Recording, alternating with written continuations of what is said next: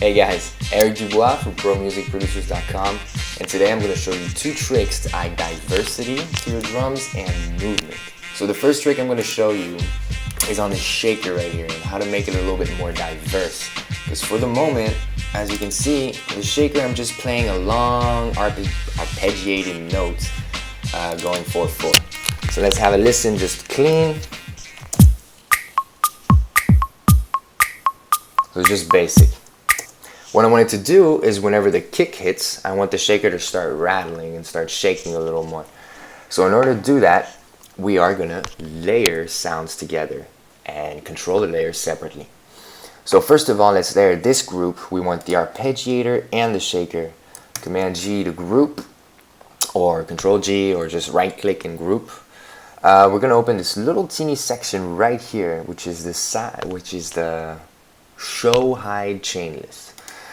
Open it up, we have our first layer right here. We're going to create a second layer exactly the same, but with the arpeggiator going faster, so that when we have one layer with a slow shake and we have another layer with like a rattling shake. So to do that, I'm just going to duplicate this layer, Apple D, and I'm going to rename it Shake Fast. Apple D, or just right click and select duplicate, same thing. So the fast, I'm going to set to 16. And now, everything's set up, but for the moment we're hearing the 2 layers playing at the same time. And in order to make only one layer play at a specific moment, I'm going to use a gate. So I'm going to go ahead and find my gate here, drag a gate onto your fast level. And this gate is going to be controlled by your kick. So we're going to want to use the sidechain section of the gate and sidechain into the kick of our drum rack. Open up your sidechain. Turn on sidechain, go to your drum rack, and mine is named Kick 09. So then you just choose your Kick 09 pre-effects, it's always better. And now let's have a listen and lower the threshold so that our shaker can start shaking when the kick sounds. There we go.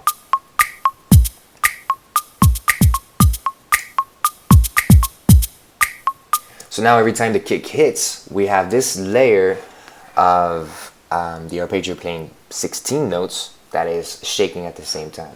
You can make it shake a little bit longer by controlling the release and the hold. Let me show you how that does. Just raise the release so you can hear it kind of roll off, which is pretty cool too, but I'm going to keep it just at like a slow pace for the moment. So that's how to create some diversity. You can do that on hats, you can do that on cymbals, you can layer a snare to play with a different clap. You can do that on pretty much everything, so it's a really good habit to know. The second thing I want to show you is how to create movement. So I have this snap, which is pretty snappy. It's just alone. Even though we added the shaker and everything else, the snap is just very slow, there's nothing going on, and I want it to kind of like move and bounce in space. First I'm going to put a reverb. Reverb. And what I want is the tail of the reverb to kind of bounce in rhythm with the drums. So we're going to do the same technique as we did before, which is layering, and we are going to layer effects. We're going to layer the reverb and then a clean signal. So that kind of like a send and receive channel. So to do that, Apple G to group your reverb, just your reverb, not your instrument. Open your show hide chain lists. This one we're going to rename it right away to reverb. And then we're going to right click and create chain. And this chain is going to be our clean channel. Rename it clean. So after our sampler, or simpler, whatever you're using, by the way, the audio signal is separated in 2. One part of the audio signal is going to go through the reverb channel, so we want to set the reverb to 100% wet, so that we only have pure reverb on that channel. And the second part of the audio channel is going to go through the clean chain, which is nothing.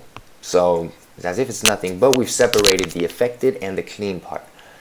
Now we can control only our affected. So in order to do this, let's put the whole drums back in. What I want is to raise the decay time up so that we can have a long tail.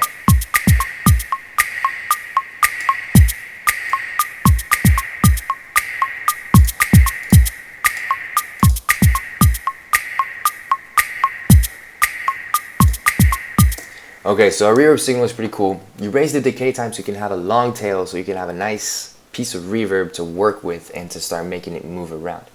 Now, how are we going to make this reverb move around is with a AutoPan. Good friend AutoPan. Alright, so AutoPan, usually people use it to kind of have like a stereo effect from right to left and have like a whole bunch of movement in that way. But what I know most producers use it for is to create kind of like a sidechain compression, where the volume is going to duck and then come back in at a certain pace and a certain rhythm. And we're going to use this technique. So raise the amount all the way to full, drop your phase down to 0 to totally cut the stereo effect. And now let's have a listen. So you can hear you can already hear the AutoPan kind of like bouncing the reverb part of it. Let's sync it up. I'm going to put it to like 1/4. Already you're having some cool effects going on. But I wanted to really let the clean signal and the snap go through and then rise the volume in the reverb. So in order to do that, I'm going to click on this icon, which is kind of like a saw wave.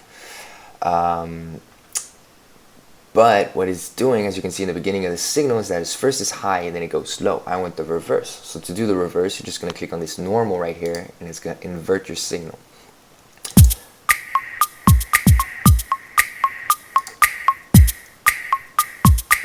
This gives it also a pretty cool touch. But for the purpose, we're going to do this way, invert. Modify the shape a little bit to have it kind of rise exponentially and make it sound a little more in your face.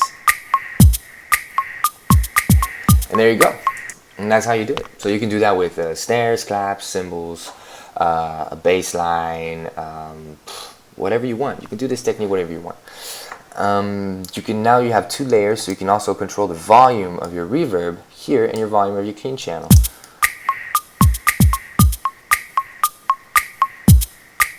Have it more in the back to be more discreet.